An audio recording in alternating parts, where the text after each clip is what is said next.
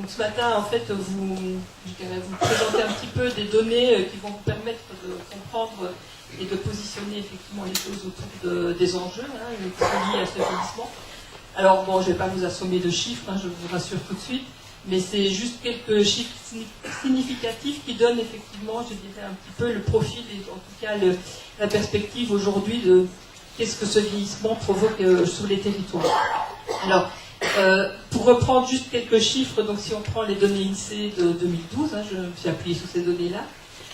on voit effectivement qu'en France, c'est 23% des personnes,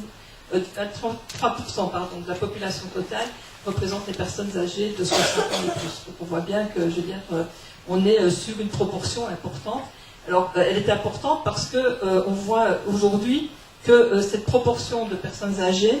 est en train de rattraper, je dirais, la proportion des moins de 20 ans. Donc on voit bien effectivement qu'aujourd'hui, c'est l'allongement de la durée de vie, l'amélioration je dirais de la recherche autour de la médecine, l'amélioration par rapport à, je dirais, le traitement de la santé, font que effectivement cette proportion de personnes de plus de 60 ans est en train d'augmenter. Donc ça veut dire aujourd'hui effectivement qu'on a pratiquement dans certains territoires plus de personnes âgées de 60 ans et plus que de jeunes de moins de 20 ans. Donc on voit bien que le renouvellement des générations dans certains territoires commence à poser problème parce qu'il y a effectivement une augmentation de ce vieillissement sur le territoire. Alors certaines régions sont moins touchées que d'autres, mais ce n'est pas parce que effectivement ces régions ont, je dirais, un vieillissement inférieur au vieillissement national ou au vieillissement par rapport à certaines régions que la question du vieillissement ne se pose pas. Parce que partout, en termes de, je dirais, de valeur absolue, le nombre de personnes de plus de 60 ans augmente. Donc, aujourd'hui, il y a effectivement à se poser la question de la place de ces personnes dans la société. Donc, ça veut dire aussi que les projections prévoient 2050 qu'il y aura plus d'une personne sur trois qui aura 60 ans et plus. Donc, on voit bien qu'on est, je dirais, jusque dans les années 2050, dans une continuité de cette augmentation. Avec effectivement une augmentation forte aussi de la tranche des personnes de plus de 75 ans, qui sont liées effectivement, je dirais, à l'allongement de la durée de vie, et on voit bien que cette tranche d'âge-là aussi est en train d'augmenter de façon importante. Donc aujourd'hui, elle représente plus ou moins 8%, entre 8 et 9%, et en 2050, ce sera 15%. Donc on voit bien là aussi, je dirais, l'augmentation. Alors,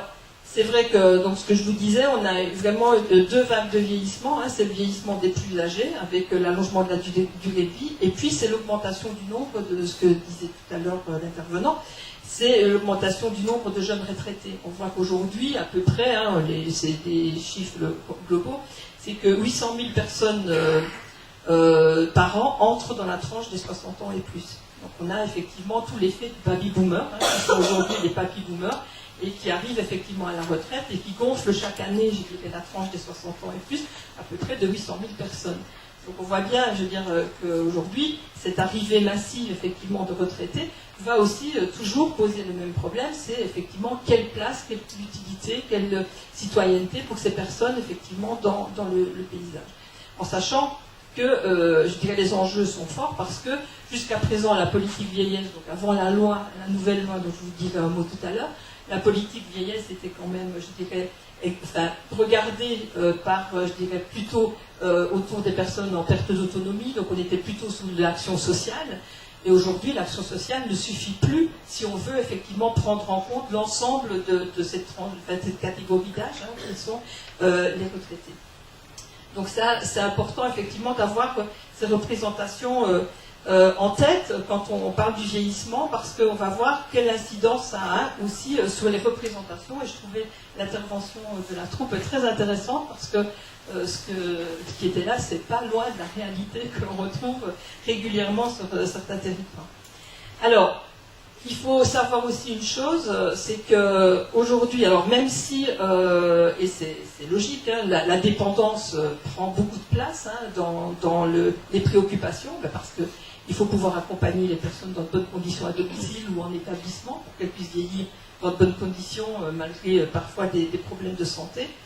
Il faut quand même savoir qu'aujourd'hui, le vieillissement se passe plutôt à domicile et plutôt en bonne santé. Et ça, parfois, on oublie un peu trop de dire que la majorité des personnes elles sont à domicile et en bonne santé. Elles peuvent effectivement, avec l'avancée en âge, devenir fragiles, mais pas avoir de problèmes particuliers de santé, d'être toujours autonomes et de pouvoir se débrouiller. Et ça aussi, je dirais, c'est quelque chose de nouveau et qui je dirais, influe aussi la manière dont on a à accompagner ces personnes. Et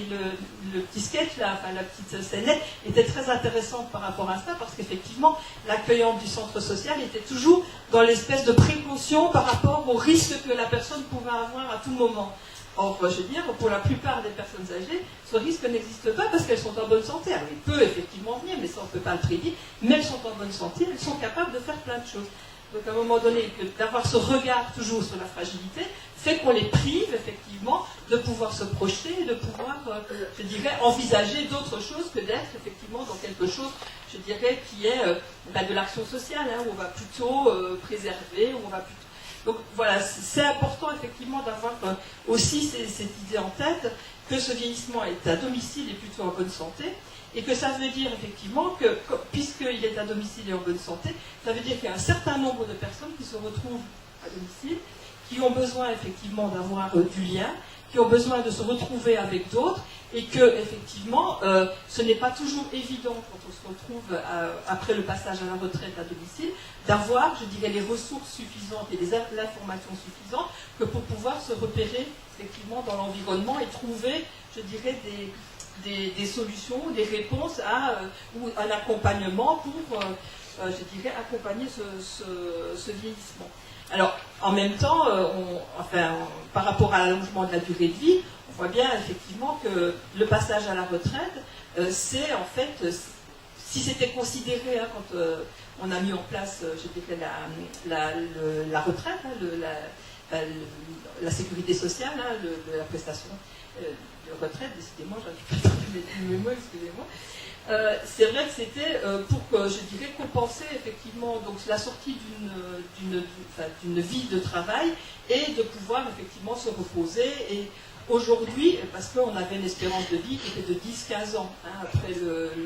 la sortie du monde du travail et l'arrivée à la retraite. Aujourd'hui, l'espérance de vie, elle est entre 25 et 30 ans. Donc c'est une nouvelle tranche de vie, et une nouvelle tranche de vie, elle ne peut pas uniquement s'envisager avec, je dirais, des activités occupationnelles. C'est tout ce qui était dit dans la scénette, c'est j'ai envie d'être utile, j'ai envie d'un certain nombre de choses. Et donc ça, effectivement, je dirais, cet allongement de la durée de vie et ce vieillissement pose toutes ces questions-là. Donc voilà, par rapport, je dirais, aux chiffres. Donc, ce sont vraiment les chiffres clés pour comprendre effectivement dans quoi on est aujourd'hui par rapport à cette question du vieillissement. Alors, ça nécessite effectivement de changer le regard sur les personnes. Et on voit bien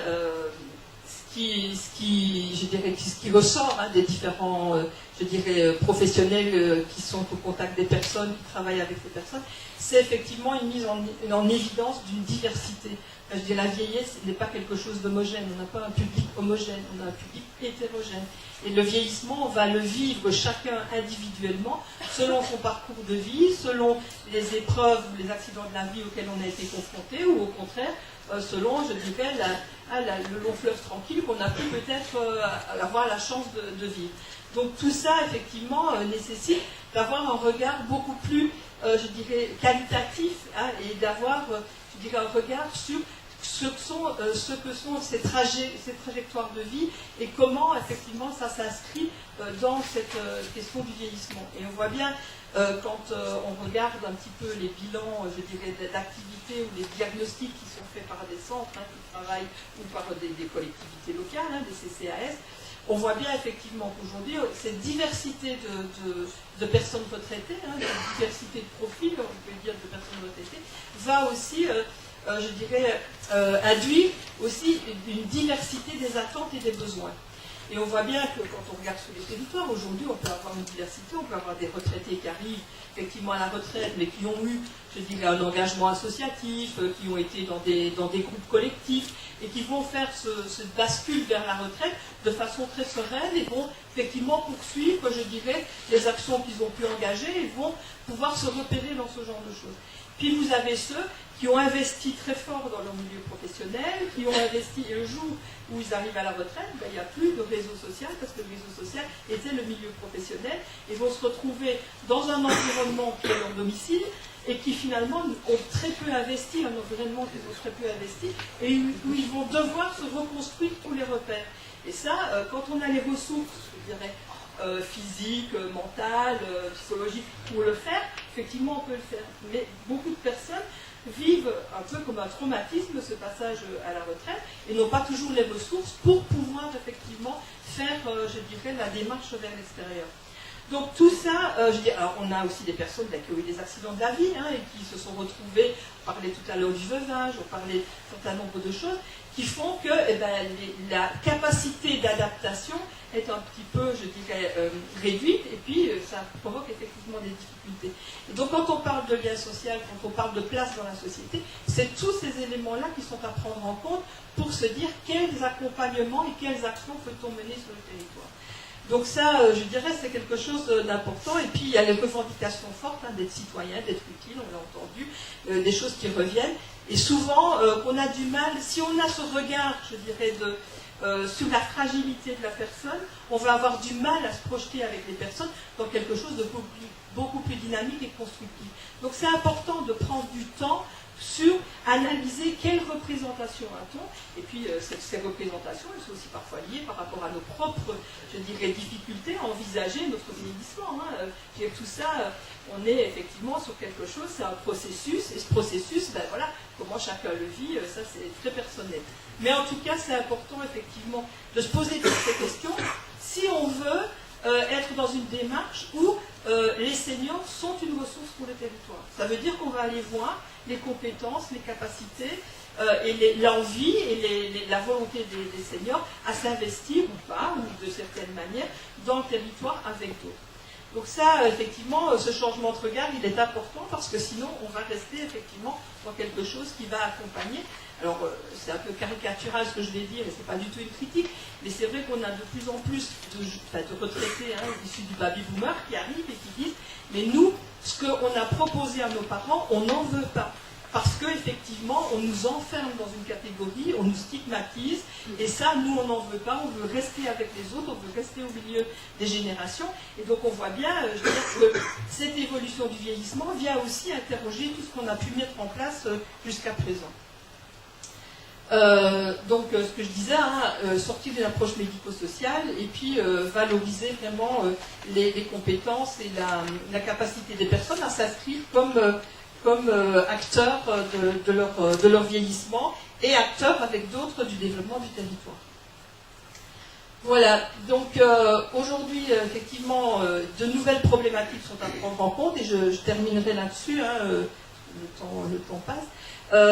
Donc il y a effectivement de nouvelles problématiques et c'est la question effectivement d'isolement. Aujourd'hui, on voit bien le repli effectivement progressif d'un certain nombre de personnes et de la rupture effectivement du lien social. Donc là, il y a vraiment aujourd'hui des situations qui montrent qu'il y a un travail à faire pour éviter cet isolement, parce que l'isolement, lutter contre l'isolement, c'est participer aussi à la prévention du bien vieillir. La précarité, on voit bien effectivement que je dirais la précarité des personnes pose aujourd'hui un problème parce que quand on est obligé d'arbitrer par rapport à ces dépenses, les dépenses autour du lien social sont les dernières qu'effectivement on va faire, donc celles-là on les écarte, donc ça renforce effectivement cet isolement. Et puis il y a effectivement aujourd'hui des parcours de vie particuliers. On a, je dirais, des publics qui arrivent à la retraite, qui sont retraités issus de l'immigration, qui ont des parcours particuliers. On a des personnes qui sont dans les foyers de travailleurs migrants, on a un certain nombre de... Et puis les personnes sans domicile fixe ou qui ont eu des ruptures sociales fortes dans leur vie et qui aujourd'hui, effectivement, ont des difficultés, je dirais, par rapport à leur vieillissement. Donc ça, effectivement, ce sont des nouvelles problématiques qui apparaissent, qui sont quand même là depuis un petit moment, mais auxquelles les professionnels sont de plus en plus confrontés et pour lesquels il va falloir vraiment inventer de nouvelles réponses. Alors, juste, je vais encore 5 minutes, oui. Juste pour vous dire, donc ça, c'est effectivement les enjeux, je dirais, autour de cette question du vieillissement et les enjeux par rapport, je dirais, à cette évolution démographique, hein, parce que c'est quand même la première fois qu'on se retrouve dans la situation, effectivement, d'avoir une augmentation aussi importante de cette tranche de population. Et en même temps, toute cette réflexion depuis des années autour de cette question de l'allongement de la durée de vie, du vieillissement et des enjeux, a mené aussi à évoluer et à faire en sorte effectivement qu'aujourd'hui, on a une loi, hein, pour la première fois une loi qui s'appelle l'adaptation de la société au vieillissement, et qui, alors je ne vais pas rentrer dans la loi en général, parce que c'est un peu, ça demanderait plus que 5 minutes, mais je vais juste prendre effectivement le volet qui est important effectivement pour vous, centres sociaux, c'est que cette loi, elle affirme trois principes fondateurs. C'est vraiment anticiper la perte d'autonomie, donc ça veut dire faire reculer la perte d'autonomie dite évitable, hein, donc ça veut dire adapter, mettre en place des solutions qui permettent aux gens de rester le plus longtemps possible autonomes et acteurs de leur vie. Adapter la société au vieillissement, c'est repenser les politiques publiques et développer des approches transversales. Donc, je veux dire, aujourd'hui, la loi introduit cette notion de transversalité, et c'est très important parce que, je vais juste prendre un exemple, un centre social, je veux dire, qui va, ou une mairie, hein, enfin, je veux dire, un acteur, hein, pour ne pas qualifier, mais qui va imaginer effectivement une action au sein de sa structure pour un projet pour mobiliser les retraités. S'il y a un problème de déplacement sur le territoire, on peut organiser un point T, tout ce qu'on veut. Si les gens ne peuvent pas y venir, ils n'y viendront pas. Donc on voit bien qu'aujourd'hui, cette question du vieillissement, elle réinterroge toute l'organisation aussi du territoire, et cette adaptation, elle est nécessaire parce que si on veut rendre des personnes, je dirais, autonomes et acteurs et présentes sur leur territoire, il y a un certain nombre effectivement de politiques qui doivent prendre cette question en compte et qui doivent effectivement, je dirais, s'articuler pour pouvoir apporter des réponses efficientes. Donc ça, c'est, je dirais, le deuxième principe fondateur de la loi. Et puis le troisième, c'est accompagner la perte d'autonomie, et donc là, c'est effectivement renforcer, revaloriser à travers la PAE, mais à travers aussi la professionnalisation des services, toute la question effectivement de cet accompagnement pour, je dirais, favoriser le maintien à domicile, puisque c'est quand même une des demandes fortes des personnes, et de faire en sorte qu'il y ait des réponses adaptées et qu'on soit aussi là dans des approches globales des situations et pas simplement une aide à domicile, une intervention d'un service infirmier, mais qu'on soit aussi de façon beaucoup plus large pour travailler avec sur le projet d'autonomie de la personne. Donc voilà les trois principes de la loi. Alors pourquoi je vous dis ça? C'est parce que dans ces principes-là est venu se mettre, je dirais, de façon forte, est venu s'intégrer de façon forte, la question de la prévention. Hein, donc là, la prévention, le volet prévention est aujourd'hui effectivement inscrit dans la loi. Et cette prévention, elle est, je dirais, aujourd'hui reconnue, et elle est reconnue aussi à travers, je dirais, une organisation et une gouvernance forte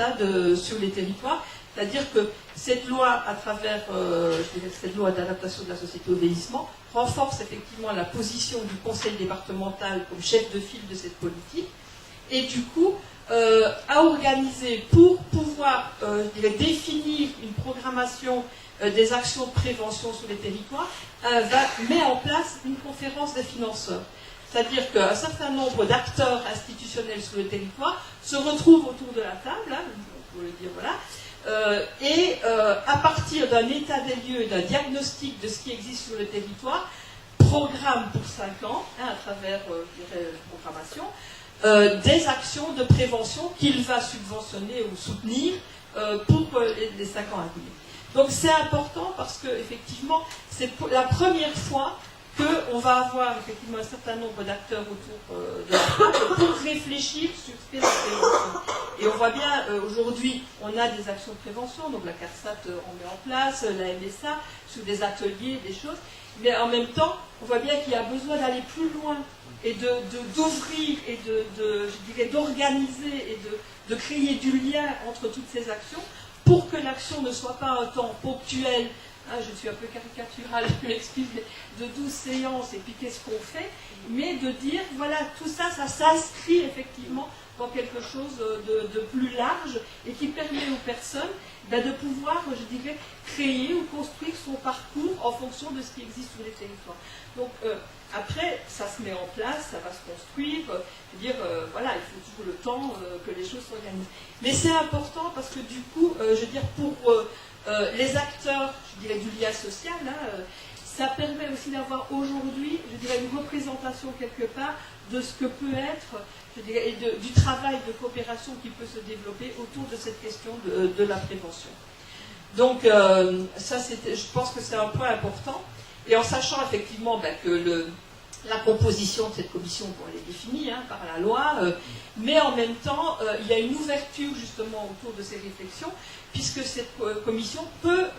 accueillir, en fonction de si les acteurs de cette conférence sont d'accord, des experts extérieurs pour les aider aussi à réfléchir. Donc on voit bien que c'est quelque chose qui va dans les années à venir se construire et qui est important parce que je pense que la contribution de tout le monde va permettre effectivement de développer une vraie politique de prévention. Donc ça c'est important que vous ayez bien ce repère-là et c'est vrai que vous allez pouvoir être les uns et les autres sollicités par cette conférence pour pouvoir apporter ce que vous faites, ce que vous développez, peut-être les besoins que vous avez pu repérer sous vos connaissances. Donc on voit bien, voilà, alors on a tendance à dire, il y a beaucoup de diagnostics, on peut faire un diagnostic. Oui, mais en même temps, on sait bien que sur cette question du vieillissement, si on connaît plus ou moins bien les besoins des personnes en perte d'autonomie, sous celles qui sont autonomes, valides et autonomes, on a encore besoin d'améliorer de façon considérable les besoins la connaissance des besoins et des attentes. Voilà, et puis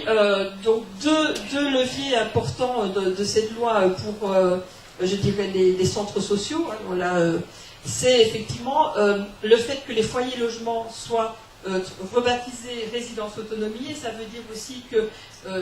donc pour les foyers logements qui vont développer un projet de service qui intègre cette dimension autonomie, ils auront effectivement des financements, alors ça va se décider à chaque département, des financements pour développer, des actions autour de la prévention du lien social, de la prévention et de la prévention du lien social. Mais ça veut dire aussi que, les résidences autonomie vont avoir une action qui va dépasser le cadre de leur mur et qui va aussi s'adresser aux personnes âgées de leur territoire. Donc c'est aussi comment on construit des articulations et des coopérations entre les centres sociaux et les foyers logements, les résidences autonomie, pour permettre là aussi de nouveau, dans l'idée d'être acteur, de participer à la vie sociale et tout, de pouvoir créer des allers-retours entre les structures et permettre aux gens aussi de circuler et de ne pas être, confinés dans une structure. Donc là aussi, il y a, cette question de la prévention, elle va aussi permettre, après, ça dépend effectivement de la volonté des acteurs, on le sait, mais les perspectives s'ouvrent et permettent de développer effectivement des choses dans ce sens-là. Et puis, le dernier point, c'est la lutte contre l'isolement, avec le dispositif Mona Lisa, où là aussi, il y a une vraie volonté à travers ce dispositif de mailler et de créer des coopérations entre les acteurs pour développer des réseaux. Après, chaque territoire se saisit, Mais on voit bien que cette question de la prévention, elle est en construction et que, que tous les acteurs, et entre autres ceux du lien social, ont vraiment leur place dans cette démarche. Voilà.